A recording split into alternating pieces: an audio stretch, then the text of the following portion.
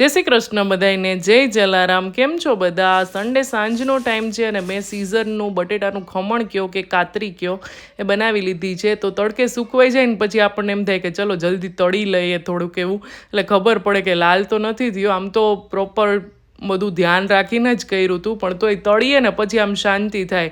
તમારે સિઝનની વેફર બની ગઈ કે નહીં એ કમેન્ટ કરજો મને. અને આજે છે ને હસબન્ડ ઘરે નહોતા જમવાના, અમે 3 મા દીકરીઓ જ હતા. તો મોટી દીકરીને ટાકોસ બનાવવા હતા, તો એ એની જાતે બનાવવાની હતી અને મારે ખીચડી ખાવી હતી વઘારેલી. તો એની બહુ બધી કમેન્ટ્સ આવી હતી. તો તેલમાં રાઈ, હિંગ, લીમડાનો વઘાર કરી લીધો છે અને વ્યવસ્થિત પ્રમાણમાં ટમેટાં અને લીલા મરચાં લીધા છે.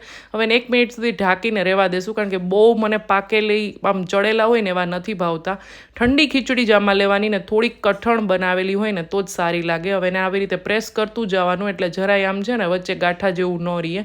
નમક નાખવામાં થોડુંક ધ્યાન રાખવાનું, કારણ કે ખીચડીમાં ઓલરેડી નમક હોય. બેઝિક મસાલા નાખી અને વ્યવસ્થિત મરચું એકદમ સરસ નાખવાનું, કારણ કે આમ થોડીક તીખી ને ચટપટી ને એવું હોય ને તો જ ભાત ને ખીચડી વઘારેલા ભાવે. અને બની જાય ને મિક્સ થઈ જાય ને પછી અડધી મિનિટ સુધી ઢાંકીને ધીમા ગેસે રહેવા દેવાનું, એટલે આમ સરસ સીજી જાય. તો જો મસ્ત મજાની થાળી બની ગઈ છે. અમારે સન્ડે આમ એક વસ્તુ હોય ને તો ચાલે, હસબન્ડ મીન્સ ઘરે હોય ને તો પણ ચાલે.